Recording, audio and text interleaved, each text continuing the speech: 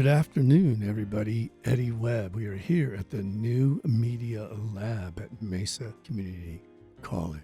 Today we have John Coughlin here with us from Glendale Community College. Glendale Community College. I really like that campus over there. I think I've been over there twice. Okay. To get an award, so I've always had a good experience over there. Well, come back. Even if you don't get an award, come back. Well, They used to hold these awards over there for projects around diversity and stuff. But anyway, what department are you in? I'm in the social science department, and specifically my discipline is history. So recently, we all received an email from the Chancellor saying that in February of 2021, he established a Center of Excellence task force composed of employees across the district. The task force was charged to understand how our colleges can bring together academic and democratic values in the area of democracy, civility, dialogue, diversity, and inclusiveness. This work is being done with the understanding that faculty and staff need to be deeply embedded in those dialogues in order for Maricopa to come together as an institution. And you are a co-chair of this task force. Pretty much every buzzword, trigger word, it's like almost like taking gas and throwing it on the political rhetoric of the day. And here you are leading this effort. That's right. I'm the co-chair of the Fix Humanity Committee. Fix Humanity. Yeah. Well, all of these words, I'd like to go with them one by one. But first, tell me how you got involved with the task force and where do you see this going? Well, one of the things that the task force is, and we've met, I want to say 3 times. We have a meeting later this afternoon. And one of the things in terms of my background, so, why am I on this thing? I joined GCC's faculty in 2013, I want to say. And my background as a historian, I sort of morphed. I originally got into sort of American Revolution stuff. And I always sort of found that the more I studied, the more it reminded me of one of those sort of pharmaceutical commercials. And it's like, is the American Revolution right for you? And it's like, we have freedom and liberty and, except for, and it was always sort of the how do you describe it? Side effects of medicine. And it's like, liberty might be right for you unless you're an enslaved African-American, a Native American whose land we want, and so it became this sort of opportunity for me to sort of interact with some of that.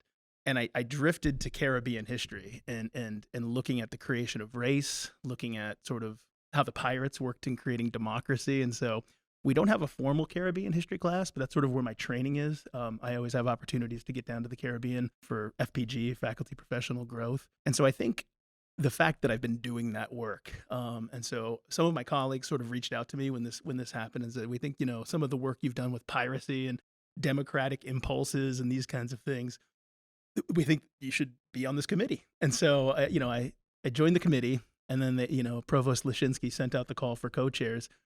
And one of my colleagues threw me under the bus and said, that article you sent out about, 5 ways in which the pirate ship was a true democracy, he nominated me. And of course it was a self. If you wanted to do it yourself, you could. And so I said, this is an opportunity for me to step up. And I think all of us are aware that civic dialogue, civic discourse, even civic space is in a lot of ways under assault.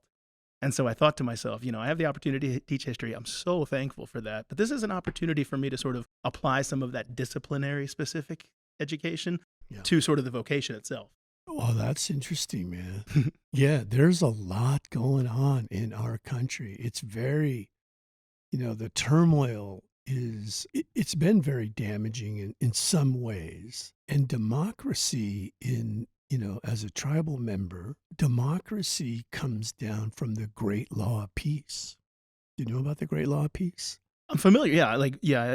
Expand though. The Iroquois Confederacy, right? That brought tribes together to put down acts of war and violence and come together under the teaching of a man known in English as the peacemaker. And so you have these nations these very strong nations that, live here in America in the Northeast come together and create democracy, right? But based in spirituality and cultural values. I actually, as an undergraduate, helped with a book with Dr. Gregory Shaw called Wampum Belts, where we actually proved all of this to be factually true and got the Senate to pass a resolution. That's in a book I wrote called Generations Our People Say, where we go down the United States Constitution and the Bill of Rights, and you can literally see the language of the wampum and then the Constitution, the wampum, the Constitution, all the way through, with the exception of women, because these Eurocentric men, the English, the Spaniards, the French, they, in their cultural system, women did not have rights, right? And then obviously Africans had no right. They weren't even considered humans. And then, of course, Native people are, objects of the forest, right? And so it's very, very interesting to see how all of this is playing out now, right? And I think about it in terms of timeline, Yeah. like where you pick and choose history. So, right now it's like, well, you really shouldn't talk about, slavery because you might make a person feel bad about their ancestors. So we're not going to talk about that. But we're going to talk about this event that happened in Jerusalem and Bethlehem over 2,000 years ago. And that's going to, determine your eternal life, right? And so there's that whole timeline, that whole spectrum that I'm really fascinated in learning more and more about. So as a historian, where do you think we are with democracy from its inception, from the Constitution till January 6th? Oh boy. All right. Oh boy. Oh boy. Right. Well, I think one of the things, that we look at, right? If we look at the United States Constitution, it's very clear this is a living document, right? And Yeah. it's very clear the ideas that these individuals inserted into the document are more profound, more far-reaching than the limits of the humans that imagined it, right? We know Thomas Jefferson, who writes the Declaration of Independence, owns over 600 people during his life, right? Like, how do you square that sort of dichotomy? And so, as you say, right, if we're going to sort of look at these issues throughout history, people have been talking about these issues forever, right? If you go back and look at the debates between Federalists and Anti-Federalists, they're saying the same things we're saying today. It's just in a different venue. And so what we've looked at is, obviously, this work. We're not the first group to tackle issues of democracy and diversity, academic freedom, shared governance. But what we're saying is a lot of this work is being done in silos. It's being done separately. And we feel that if we can bring these themes together and we can sort of interrogate how they inform and interact with one another. And if we look at one example, right, we look at something like academic freedom. We know the roots of academic freedom are medieval in scope. This thing has been going on for longer than 1,000 years. We know that towns sometimes in the Middle Ages had problems with what was being taught, right? That these are the battles between town and gown, they used to call them. But in 1915, the AAUP, the American Association of University Professors, put out sort of the foundations of academic freedom. They updated it in 1940 and in 1970. And as we've talked about, if you look at just that time period, let's sort of zoom in at 1915, when academic freedom is sort of gaining steam in the United States. As I like to point out, look at who goes to college. Native Americans, as you've already pointed out, are not citizens of the United States until 1924. When the AAUP updates in 1940, segregation is still a law of the land. Miscegenation laws are rampant. And so if you look at the experience of the 60s and the diversification and the broadening of our experiment in democracy, what we've talked about is student populations have become increasingly diverse, right? Because just by virtue of the fact that there are no longer legal limitations, institutionalized segregation that is keeping people from citizenship, from education. And so what that necessarily does is it opens the world up. It really broadens the debates that are taking place in campuses throughout the nation. And so what we really want to do is be proactive, because as you talk about, right, what is the state of democracy? It's hurting, and we can expand on that, but it's hurting. January 6th, as I always talk in my classes, the election of 1800. When John Adams lost, right? And so there's always been this thing we historians have done. Like, the greatest thing John Adams did was lose gracefully. And it was such a throwaway line.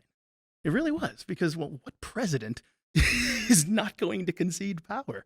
And it got a lot more real, right? What Yeah. we all lived through. I mean, Washington demanded not to be reelected. Right? Yeah, yeah. Well, he was reelected a second time, but it was sort Yeah. of one of the things for a third term, right? Yes, term, yeah. And so, what John Adams did is he had a temper tantrum and ran out of Washington D.C. that morning, but at least he conceded power, right? Right. And so if we jump forward, 200 and 20 something years, we now have people challenging democracy.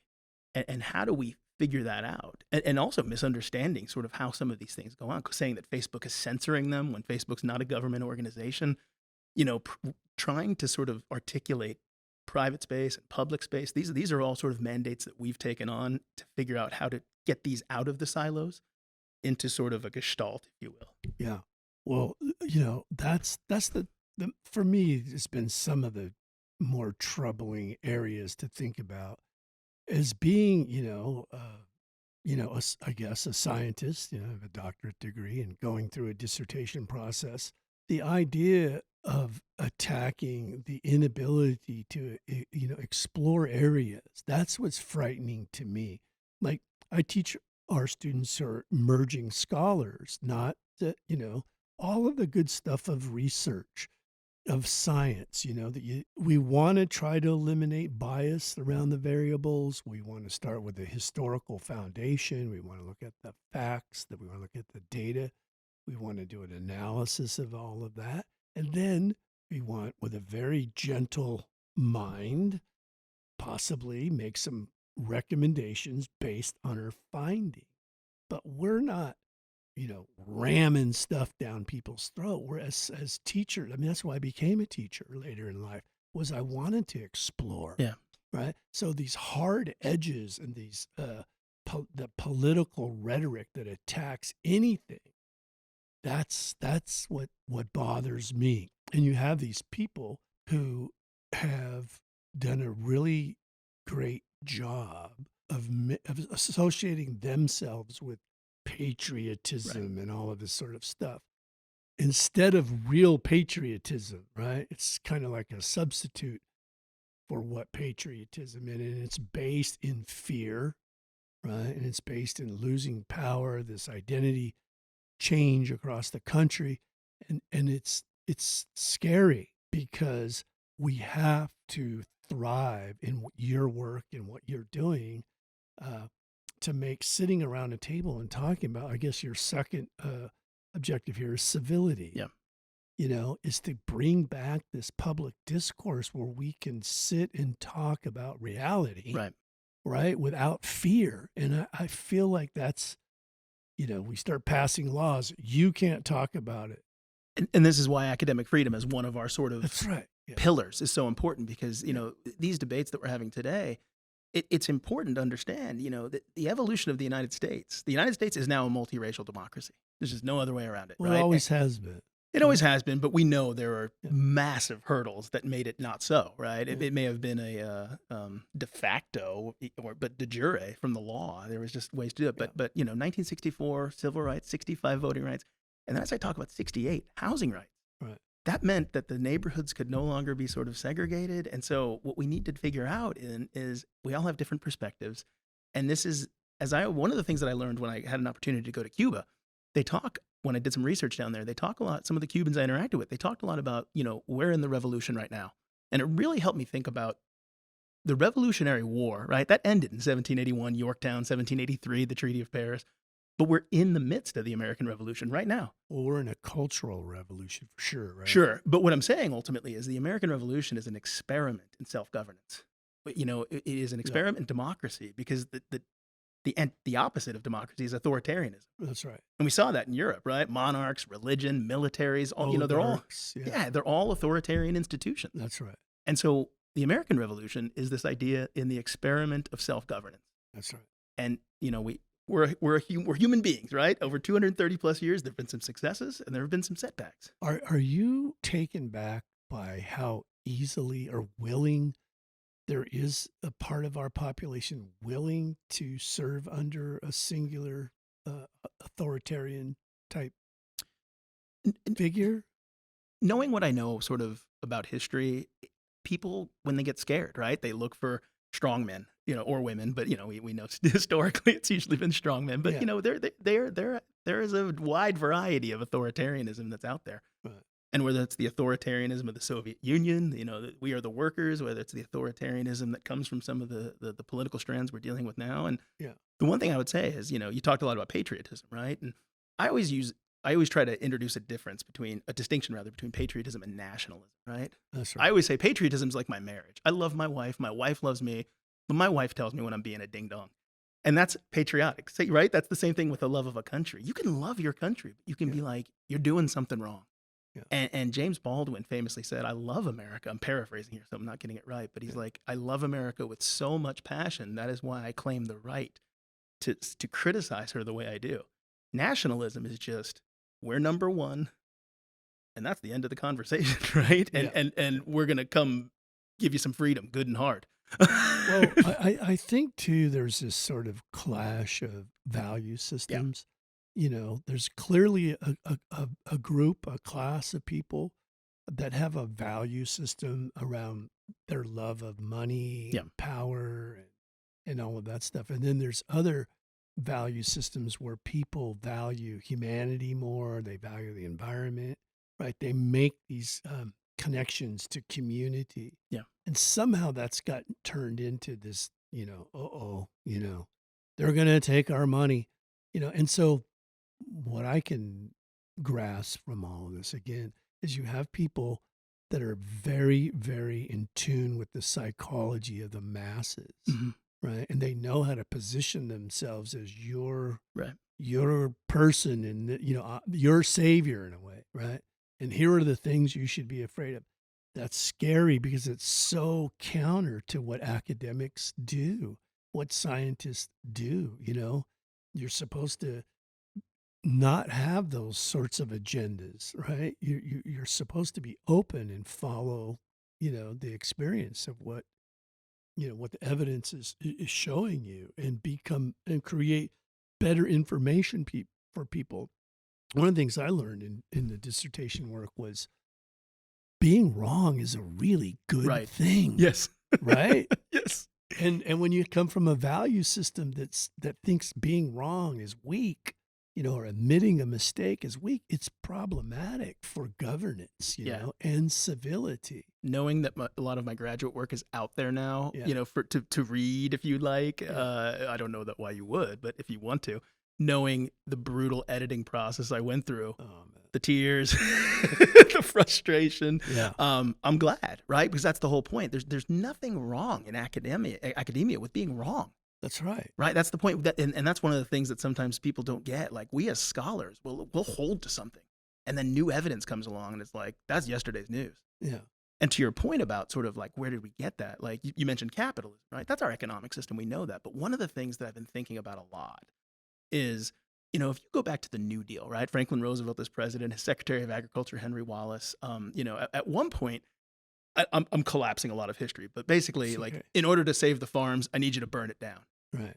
And people burned down their farms, and it worked, right? It restored purchasing power. There's a whole thing here why this goes. But then fast forward like 50 years, and then you have Ronald Reagan, who famously said, right, the 9 words you never want to hear is, I'm from the government and I'm here to help. Right. That's an ideological sea change, right? 50 years ago, the president's like, could you burn down your farms, please? It's for freedom, trust me. Yeah. And people did. Yeah. Like, there was belief in civic virtue. And so what changed? Well, one of the things that changed, we know, if you go back to the 1950s, top tax rate under a Republican Eisenhower, 91%. Right. 1957, we embraced student loans as a way to sort of, beat the Soviets at what the United States called the space race. Massive investment in public parks, public schools. When integration happens is when you see this divestment. It happens just massively, and so that's where issues of like critical race come in, where people are saying, well, in spite of the gains of the 1960s, we see some rollbacks in the 1970s. What's going on? How do we account for this, That's right? And so when we look at this, what we see is that, civic space is withering, right? Because I think so many of us are confusing consumerism or being a customer with citizenship. That's right. If I go into McDonald's and my burger's cold, right? I want to see the manager. There's not a manager of the United States. There's just not. Like, if some people are going to say the president, right? That's Article 2 in the Constitution. Right. There's no manager. It's democratic. It's Well, us. we the people are the Bingo. manager, right? Yeah. Right. And it's really cool, man, to talk with somebody that's really well read, and it really is inspiring, you know. I'm sorry they Uh, couldn't make it and you're stuck with me. no, man. I mean, it's just I used to listen to these a lot of tapes and Mhm. stuff back around uh, when I was exploring the Federalist Yeah, Papers, yeah. and a lot of work around Thomas Jefferson, and he had a woman who wrote a lot for him. I can't remember her name right now. This idea of how you quickly tied it all into taxes, right? Mhm. So this was the thing with the American Revolution, right? Taxation without representation, right? To break away from the queen, the king, the monarchy, all of that, to start a new free and colonial country. And I think it's really fascinating to study those economies and look at the variables of why the tax rate was so high. Right. There is no infrastructure, right? There's no Highway 40 and 10 and 80, right? And we have to build these things, right? And also, I think a lot of companies you were benefiting from, the eastern slope of the Sierra Nevada is now yours. Right. And hey, you didn't have to buy it from everybody. You just carried out genocide on the Maidu people and the Miwok and, all the folks over there. And so, the government is going to provide protection. Right. And as you start to cut these trees and do all this stuff, right? They want a fair share of all of that, right? Under, would you call that then economic patriotism? That people, or were people happy to pay those rates, or were they, not happy Well, the or history of like willing or whatever? yeah, right. Like the history of the American Revolution, it's so funny because I think we have this, like even my students, right? Like I always tell my students, like if we go a history 103, that's your US history to the Civil War. We don't get to the revolution until like chapter 6. And I always tell my students, I always try to do these polls because there's this sort of like Plymouth Rock and then, Lexington Tea and Concord, Party. Boston, yeah, right, all that stuff. And you have to get through like Bacon's Rebellion and the creation of race, and there's this whole host of like things that have to happen. And to your point about taxes, the one thing I always point out is the Tea Act actually lowered the price on taxes on tea, so the price went down. And this was a strategic move by the parliament because what they were trying to do is then they were going to take that money and use it for enforcement, right? So they're going to shut down on piracy. And I'm getting a little wonky here. So basically, long story short, by 1770, the taxes went down. And what it allowed the British East India Company to do was basically it was a bailout. It allowed them to sell the tea directly and bypass colonial merchants. So it's not so much that it's the tax, it's the fact that colonials are being told you have to obey the rules. Everyone has to abide by the rules of mercantilism, except for this politically connected company. And if that doesn't sound like things we're dealing with today, right? Right. And so this is why in 1773, when the ships start showing up, you see these individuals, dress up in covert native gear to try to hide, and the Boston, and even think about how we talk about it. Right. This does $6 million worth of damage in today's money. This is property damage on a scale that, and we still call it a party. And so think about how people talk about the George Floyd protests last summer. 93% of these are peaceful. Right. Yet the narrative in people's heads. And so I always tell people, like, if you're looking for property damage and looting and vandalism and arson, that's American. Yeah. Just as lofty goals of democracy, et cetera, it's messy because we've decided it's an experiment in self-government. Yeah. Democracy is messy. Right. In the timeline of Manifest Destiny and onward, but I'll say again, native nations here had the great law of peace. It wasn't messy. I mean, I don't know. I wasn't alive then. I know what I've learned and what I've studied from the wampums and stuff. But at least what we know is there was no prisons, welfare. There was, that kind of stuff didn't exist. No standing armies, right? So there was the absence of those things. So you can sort of infer that it was a little more peaceful, I think, too, because of the value system. If you look at Cronin's book, about John, I think it's John Cronin, economist, the ecology, and Indians, I think is one of the titles of where he describes how as colonials would come in along a river, an ecosystem, whereas under the Great Law of Peace, the ecosystem was managed for the benefit of all people because they saw the food, the abundance, the bounty of the land as a gift directly from God, right? But then you have a guy that comes down to the river and he clips the blueberries, right, that fed the salmon and the deer and all of that stuff. And then they clear cut a field and then they plant the blueberry and they put a store out front and all of a sudden they own the blueberry. And if you want a blueberry, you got to pay this guy. Right. Right. So again, this value system Yeah. has a very opposing way of seeing the world. And I think to me, that is as relevant today as it's ever been, as you're saying. We're still turning this stuff over, Yeah. these value systems, and it is messy, right? And it's one of the things that I think about when we talk about this, because these words, I'll ask people democracy, and everyone's got a definition, right? And so what we need to do is also sort of get a common definition, right? And so we've been working on that with democracy as an example. And what are the metrics of democracy, right? Majority rule, but minority rights, divided sovereignty, the will of the people. There's a number of these issues. And sometimes democracy makes things inefficient, right? Because it necessarily slows things down. Yeah. Because when I'm an authoritarian, I just do what I want when I want to do it. That's right. And if I'm right, hey, it's working great. Yeah. But what if I'm wrong? That's right. Right? What if I'm wrong? And we know from studying authoritarianism, you're wrong often. Yeah, and it just seems that people are. Like I say, it surprises me that there are so many people willing to lean towards authoritarianism because, in their mind, they're going to benefit from that social order. Whereas if it's real democracy, it's messy, and it feels strange.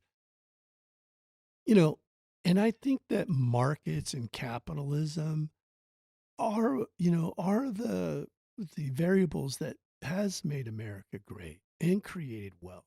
But the scary part to me is watching the middle class disappear. Yeah. It's like right now today. If you look at the markets in the 1800s or, all of that, and you compare it to today where World War II guys built housing we were talking about redlining this week, right? But still, nonetheless, there were houses built for first-time buyers, Americans, veterans, right, coming back from the wars, and people where they could buy a home for $18,000 and knowing, 20 years later it would be worth more and they would increase wealth, right? Right. Oh, yeah. And so that individual Americans had an opportunity to gain wealth through property, whereas now corporations come in and buy up all of that opportunity and turn them into rentals. So the corporation makes money, but the individual, to me, that was the crown jewel, pinnacle, the pinnacle of American capitalism was that to own your own land. When the United States, at the end of World War II, sort of stood not alone, but let's be honest, the Soviet Union was hurting. Although not in the 1950s, but that's another conversation. But one of the things that we need to look at, when you say this, right, about like what was the standard package? When people are talking about the 1950s, right, what are they talking about? Well, the first thing we need to understand is they're talking about a segregated landscape, right? So like we can't ignore that. No. But one thing I want to share is the average white family now, you could afford a new car every 3 years. You could afford a 2-week vacation. You probably had a pension at your workplace. You could afford to send your children to university. And in the 1950s, this is before community colleges, right? We have to remember community colleges are an investment in the working class. And so that's right. These are all things that were done in the 1950s to invest, right? And how do you do that? A 91% tax rate. Now, to be fair, a lot of that was the bill from World War II. But I also point out that's at a time when we paid for the wars we fought. And so one of the things we see here, by 1970, the largest employer in the country, General Motors.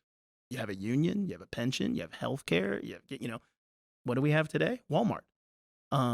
And that's not to knock Walmart. There's plenty to knock Walmart. Or I'm just not knocking Walmart as an existential entity, but there's no unions in Walmart. There's a lot of folks don't have pensions. A lot of folks, 39 hours a week, so there's no health care, or I guess less than 30 now. But this is the issue of also thinking about how does capitalism interact with democracy, right? Because China has capitalism, they don't have democracy, right? And so the intersection of capitalism and democracy, as you're saying, it opens up a whole host of questions, and it opens up a whole host of areas to explore, because capitalism is, I have resources, you have something, we're going to create an exchange. Yeah. Citizenship is, you and I live on the same block. How do we figure it out together? Right? Yeah. It's a very different mindset. Capitalism is, I have resources, I want something. Yeah. Democracy is, how do we figure out a way to live together? Yeah. And that consumer mentality, I think, has sort of replaced so much of our democratic impulses in society. And one of the ways in which the center, we're still trying to figure this out. We don't want it to be like a place you Google and go to, like this is the center, but sort of a think tank, if you will, to sort of start integrating these ideas and start thinking about, what does civic space mean? Right? What does that public space mean? Because even some of the ignorance that's being shown by like how Facebook is policing its own private property. I mean, you hear people saying like, my First Amendment rights are being violated. No, they're not. That's right. They're not being violated. That's right. Don't go on Facebook. Right. Is it the Department of Facebook? Right. Is it run out of, if it's run out of the executive branch, you've got a big case. Like, trust me. Right. And helping to sort of help people understand what the First Amendment actually is. Right. That it protects speech that we would find like horrifying, right? That the United States is one of the best nations when it comes to free speech. But what that also means then is, we have to allow some vile things. That's right. Vile.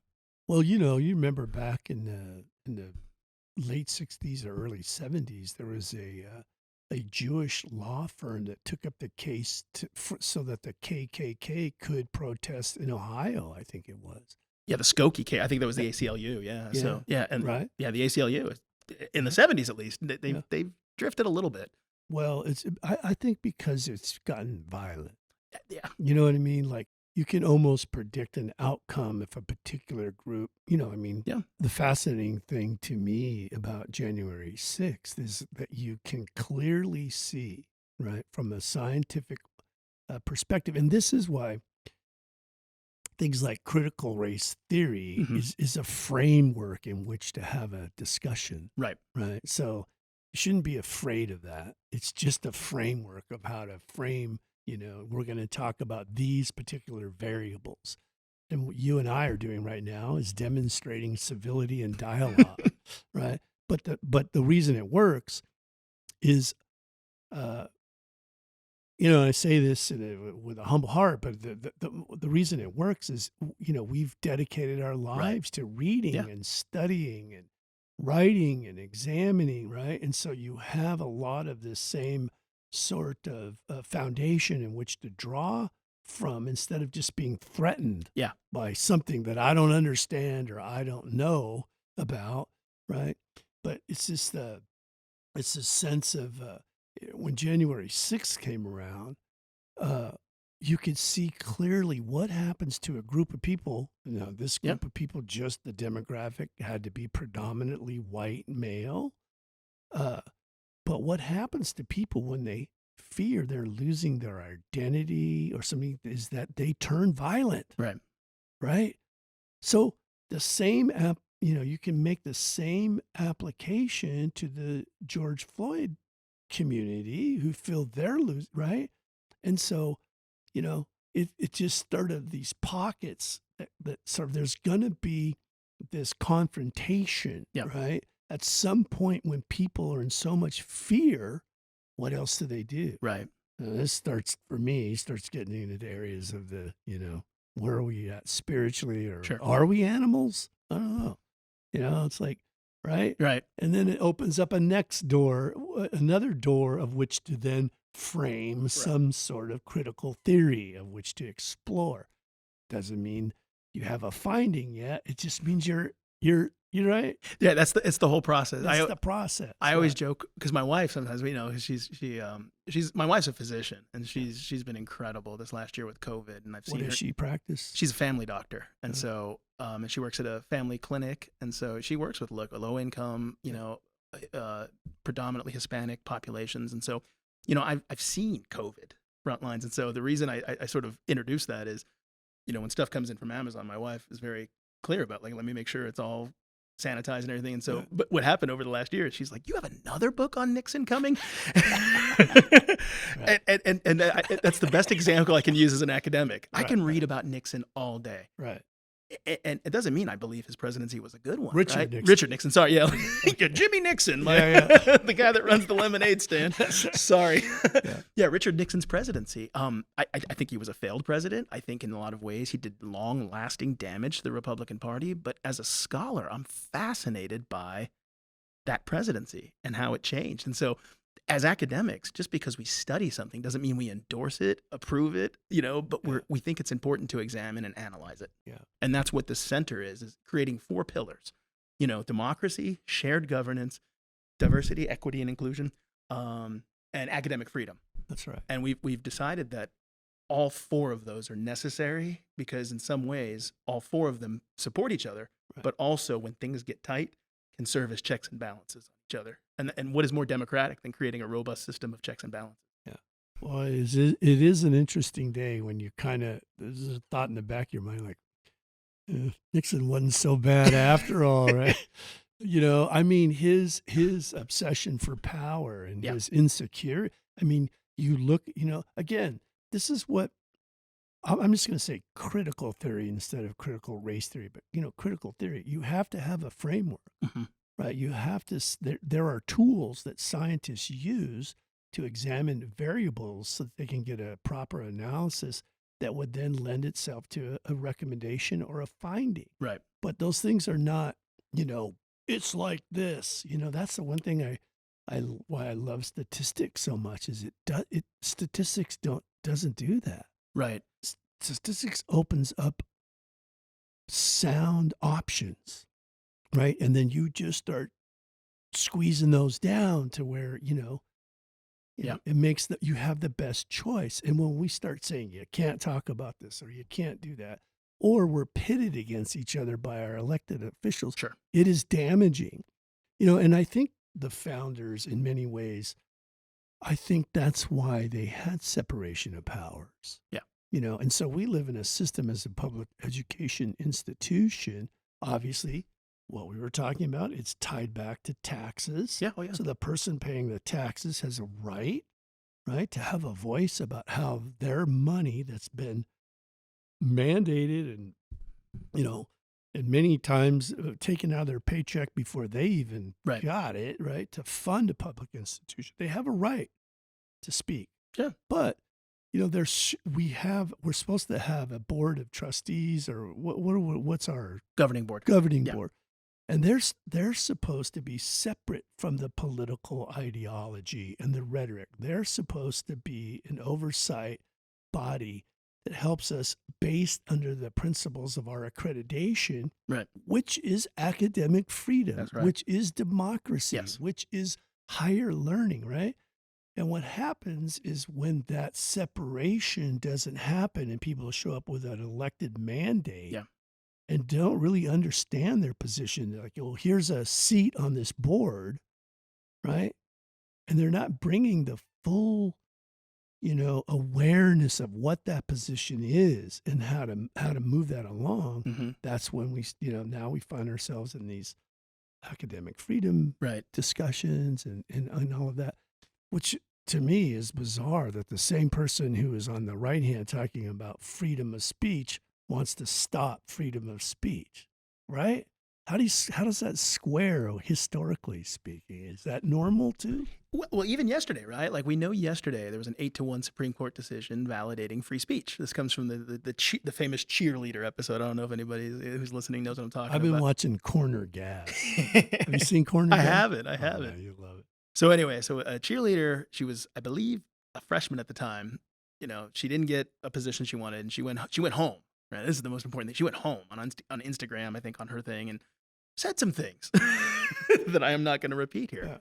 Yeah. The cheer coach found out about it, suspended her. This goes all the way to the Supreme Court, 8-1.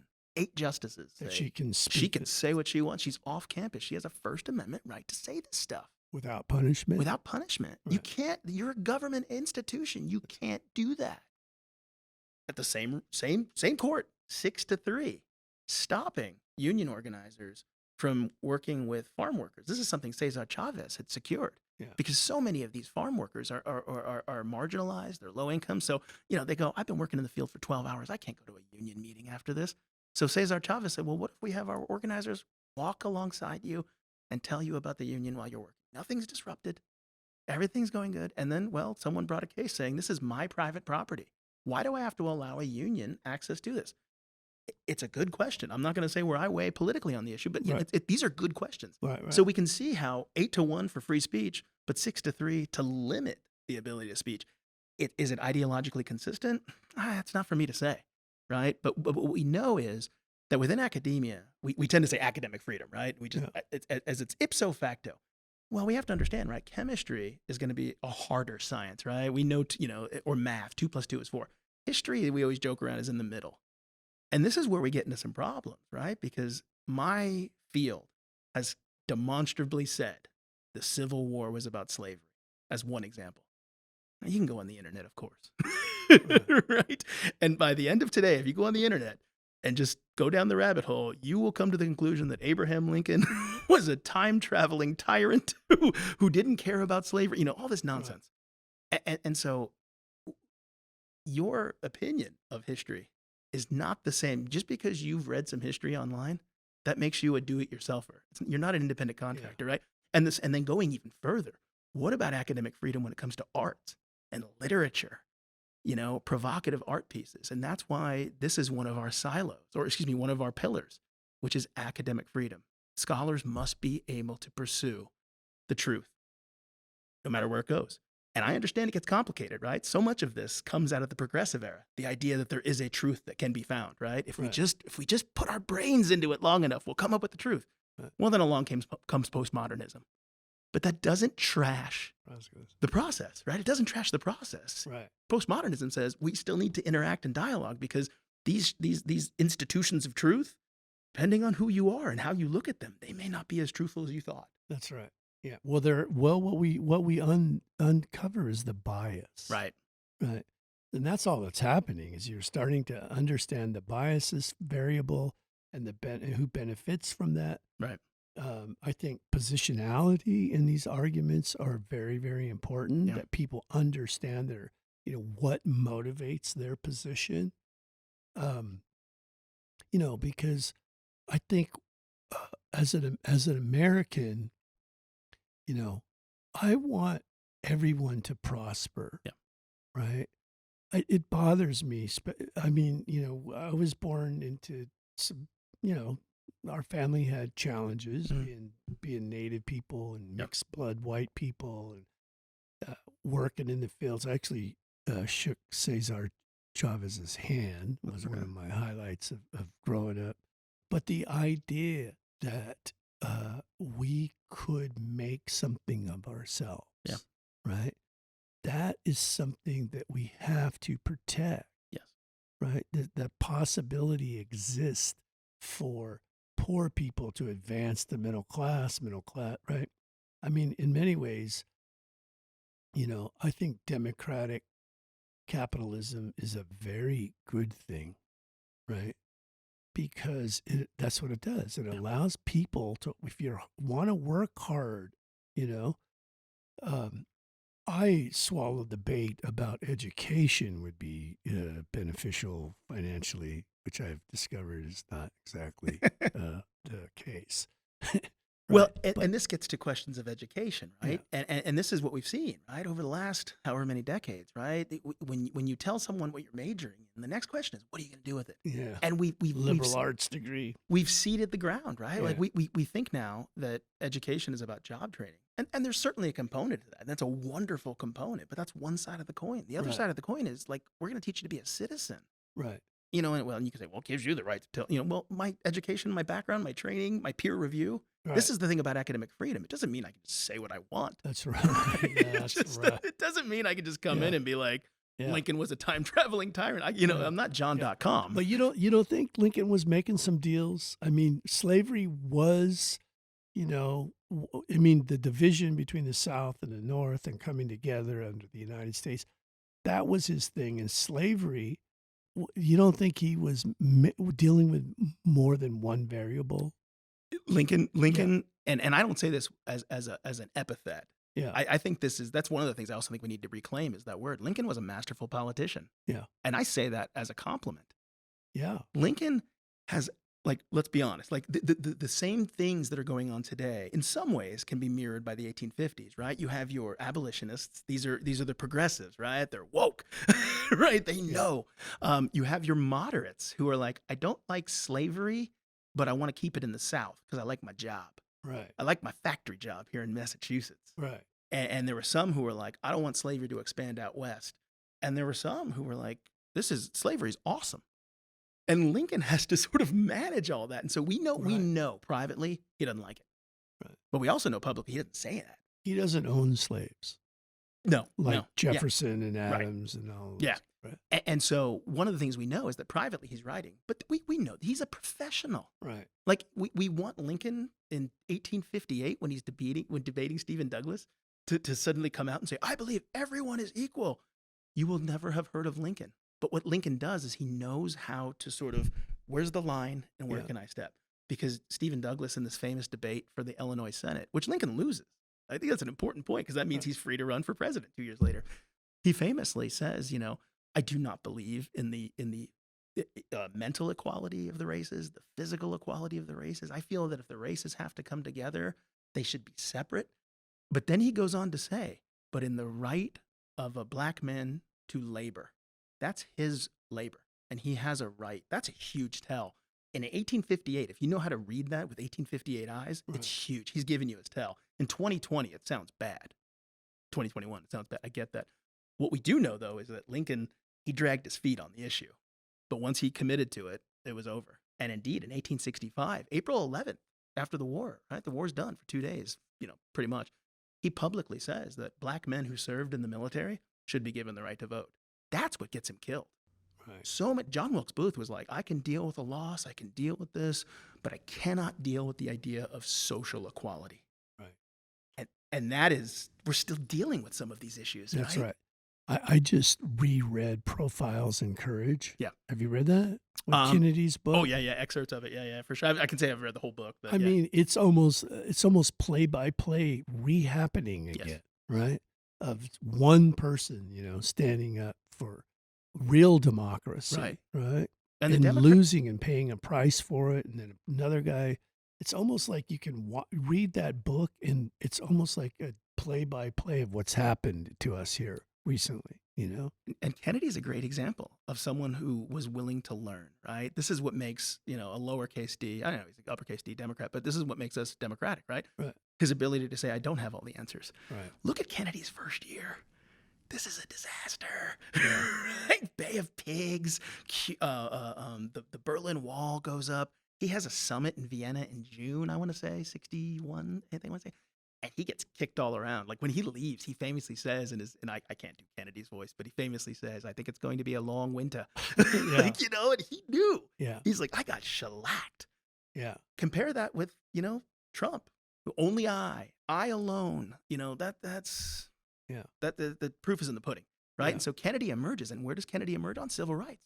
Right. By the summer of 63, he is saying, like, it's time for civil rights legislation. Yeah. And they tell him, you better get down south and shore up the votes. That's why he's in Dallas in November 63. Right. That's what puts him in Lee Harvey Oswald's crosshairs. He's down in Dallas because he's afraid that Texas is going to go Republican in 64. That's why he's down there. That's what gets him killed. Yeah. He's like this. It's insane. It's a martyr.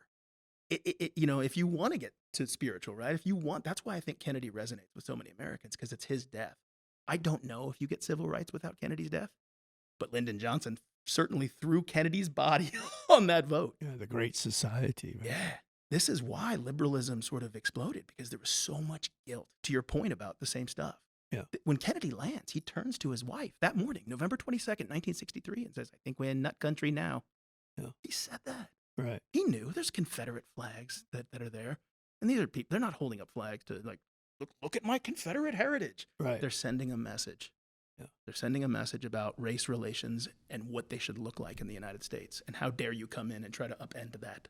You see this pattern of assassination, right? But you see these presidents and these leaders all with this dynamic, Yeah. right? Between what is democracy, Yes. what is slavery, or what is democracy, what is civil rights, what is Yeah. Democracy, what is it right for a woman to vote, right? And there's these forces that Yeah. are making them choose their way. Yeah.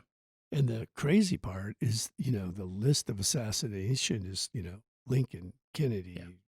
Martin, Malcolm, Look at this. Robert, Yeah. just it goes on and on and on. And so many people will never know. And look at that list of assassinations, like just in the 60s. Because like you Yeah. mentioned critical race theory. Gandhi. Yeah.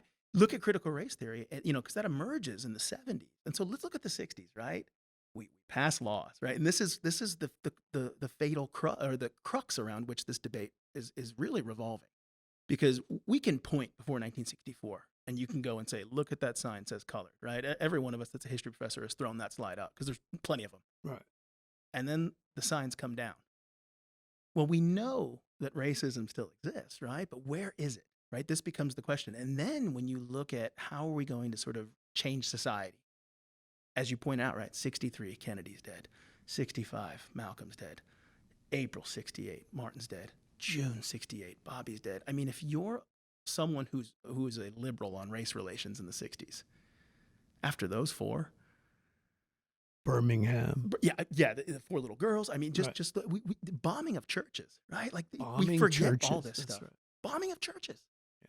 Because this was the only institution that African Americans could create, own, and maintain on their own. Right. It's not that they suddenly sort of said, well, the church is going to be it. It's being shut out of every institution. You're necessarily going to create your own. And so why are we surprised when radical critiques of society emerge, when radical injustice is left unaddressed? Right. And so, part of critical race theory is a pretty cogent critique of liberalism, the system by which we operate. And that's what gets people all, That's right. clutching of the pearls. It gets people worked up who haven't put in their time. Correct. Right? To Correct. understand right. we're talking about a tool. We can critique liberalism without Yeah. deciding that we're going to get rid of it. Liberalism That's deserves right. a few critiques. That's exactly right. This is a tool of which a scientist, a Right. social scientist, or a historian, or whatever, it just frames variables to examine. That's it. Right. My 2-year-old understands this. Welcome to Yeah. academia. Here's the list of things you're not allowed to research. Well, Yeah. that's what I'm researching. Like when I tell my son, like, Exactly. don't eat the dust on the floor. Yeah. Well, that's what he wants to eat. Right.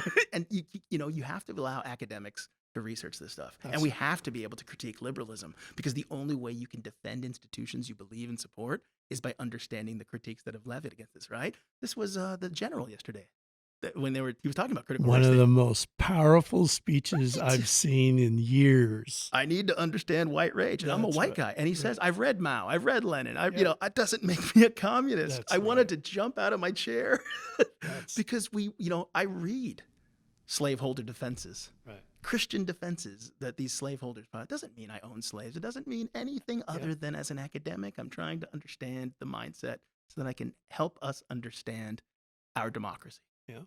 I mean, and the only way we can do that is to create room full of students and That's have right. these and have dialogue, around this in inclusiveness. Because you can't say to someone, "Oh, you're not going Right. to," the new media lab here that you're in now. Lovely. I mean, this is like that kind of stuff doesn't walk in the door. Right. Everybody has a voice here, right? We encouraged our project that our project was should democracy, civility, dialogue, diversity, inclusiveness be taught in higher ed. That was our thesis question.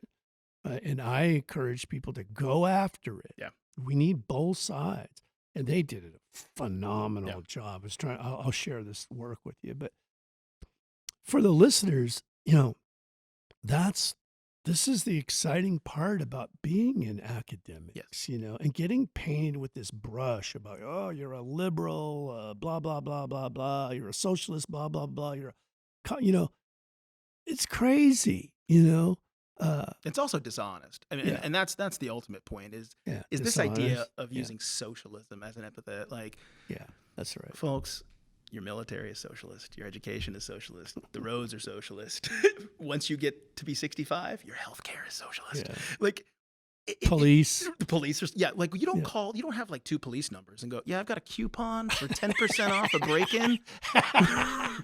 Right? You just call 911. That's right. And the guy that's getting a paycheck from the taxes That's comes right. to your house in a uniform. That's right.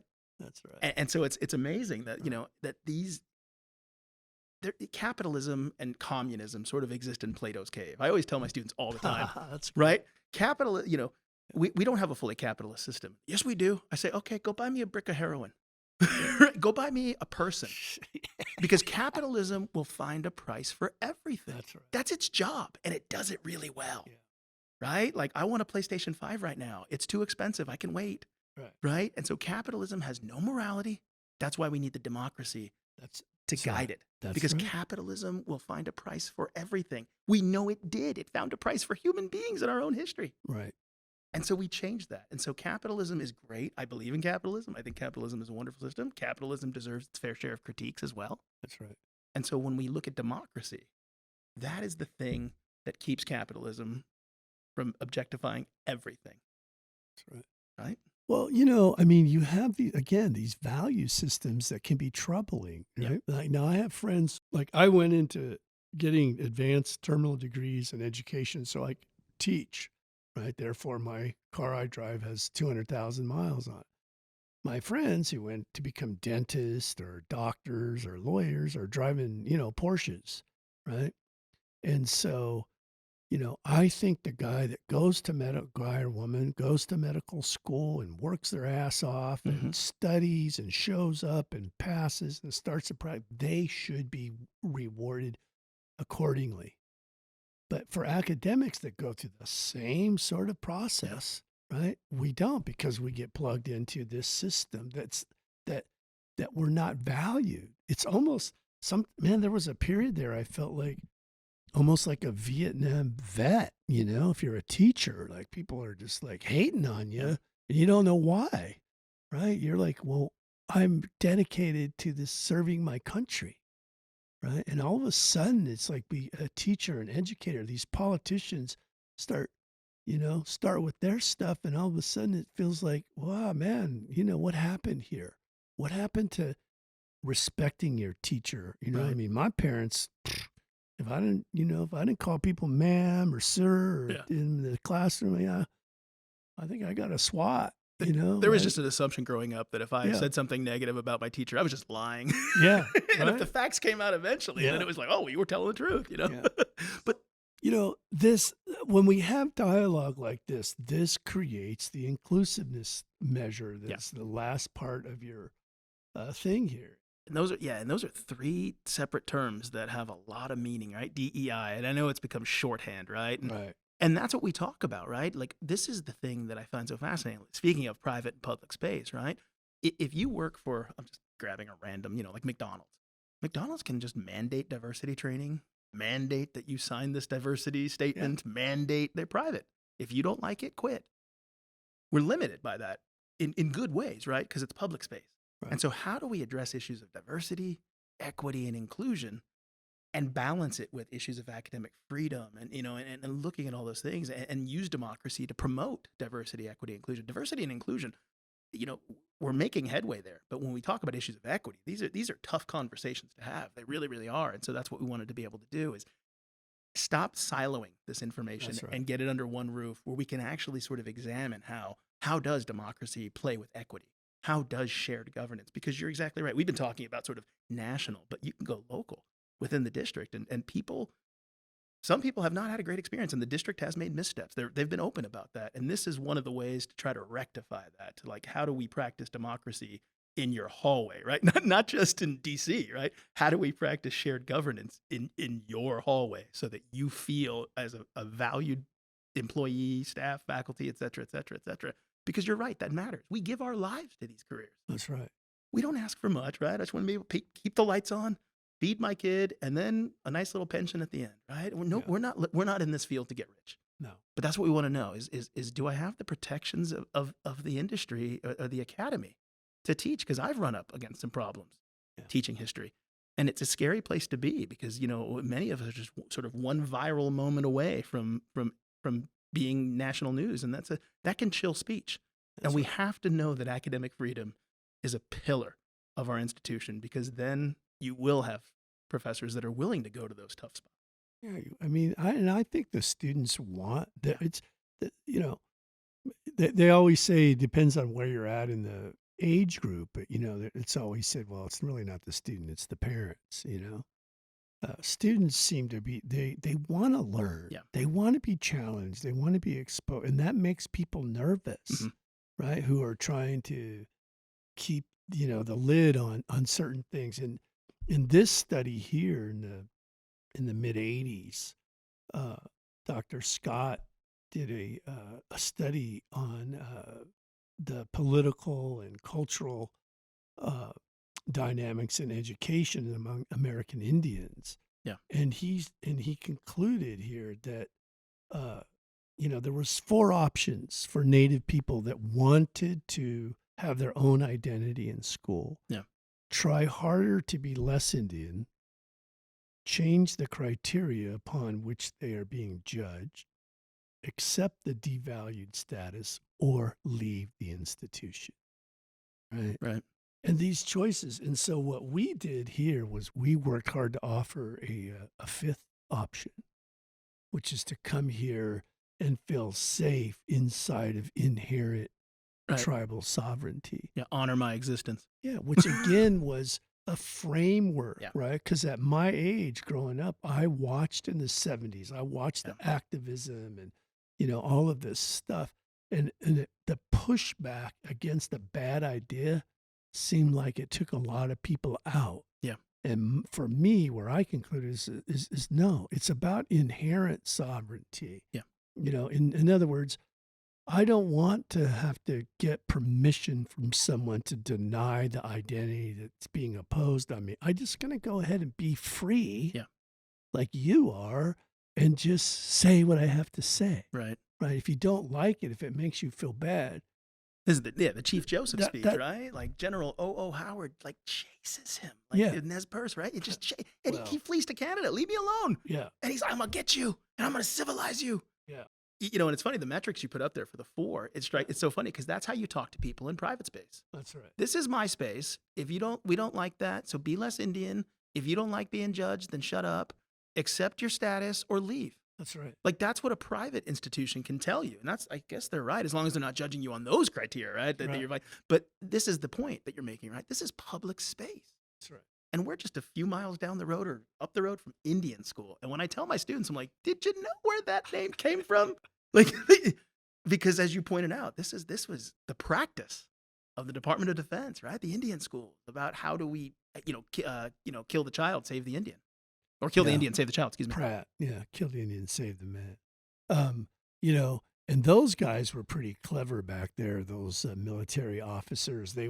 You can read these treaties of right around the Chief Joseph era, more towards, Idaho, the Shoshone, Nevada, sort of that range of the basin, the Great Basin throughout the United States, where they would come into tribes and say, well, we don't want to offend you by paying money for your land, so here's 50 pounds of beads. Or, these guys were something. It's like again, this exploiting a value system, that is clearly biased towards a particular centralized thing, but nonetheless, we're the idea here is that we want a healthy Maricopa. Yes. And I want us to be known for our research, right? I want us to be known for civility, and dialogue. All of the. When I read this, I was like, we gotta have you guys on the show because, this is why I left. I was a pretty successful contractor. I came back to be a teacher later in life. Yeah. Because these are the things that I felt were important. freedom of speech, freedom of religion, Yeah.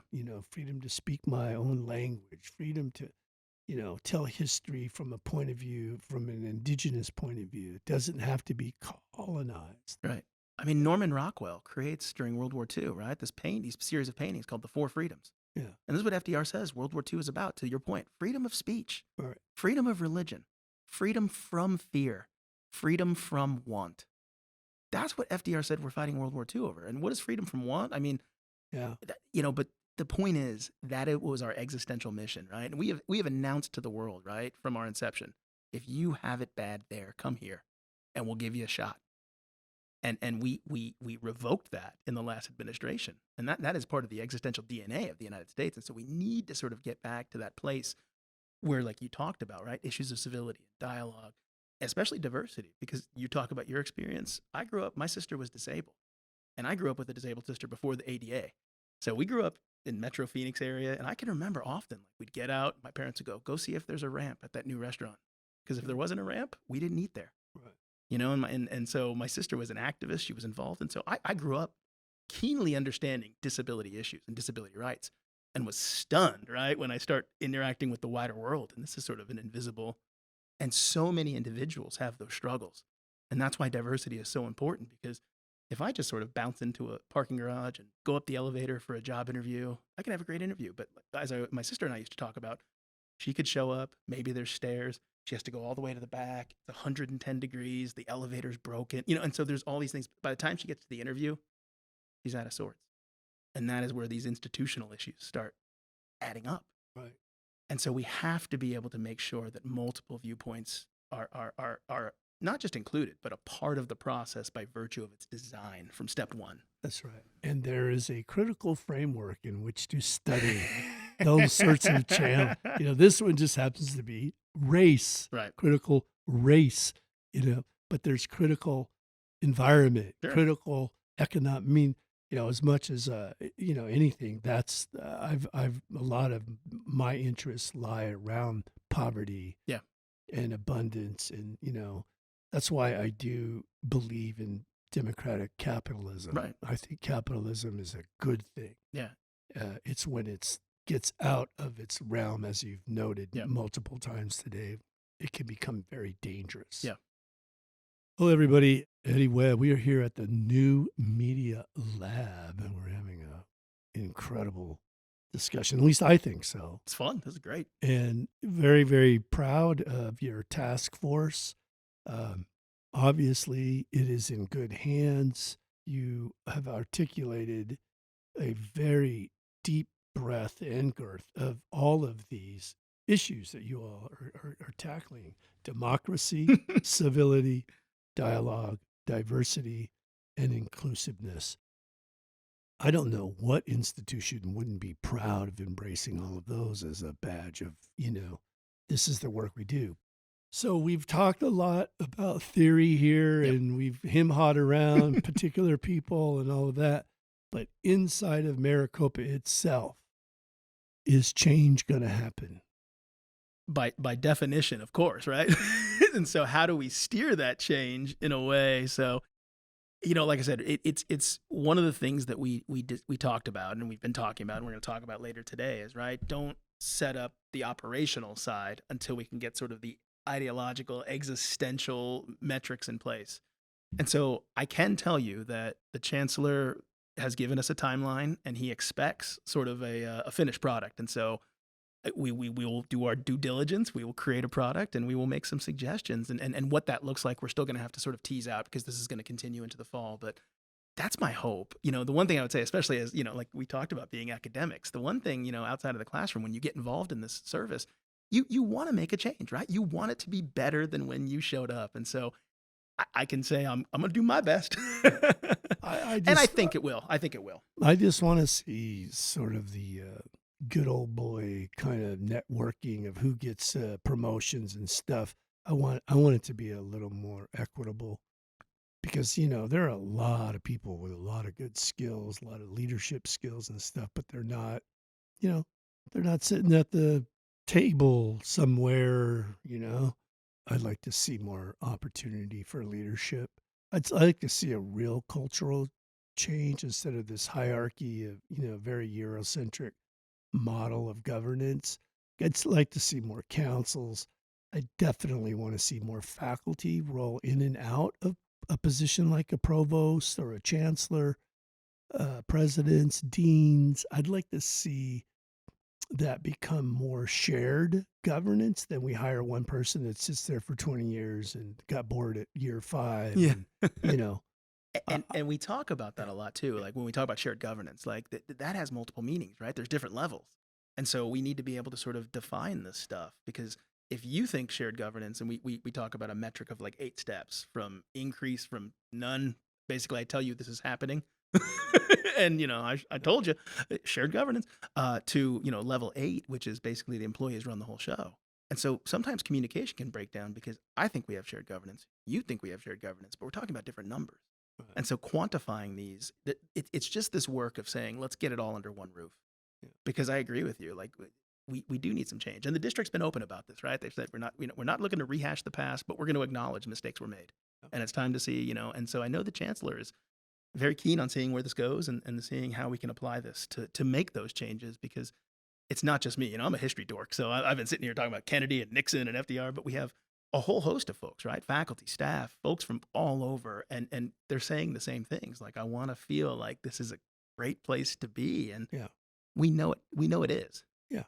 Man, brother, thank you for being here. Of course. Thank you for the dedication you have demonstrated in your area of study. Thank you for reading the books and being a teacher.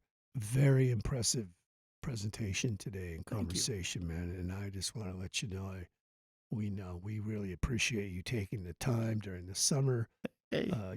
And come over here and have this conversation. I'm going to also ask you to come back. Sure. Right? When the report is done, so I can actually get my hands on some stuff. I love the fluffy ideas. Right? They're fun. Hey, on June 24th, you said this, John. Yeah, John. Where's the real change? Sure, I understand.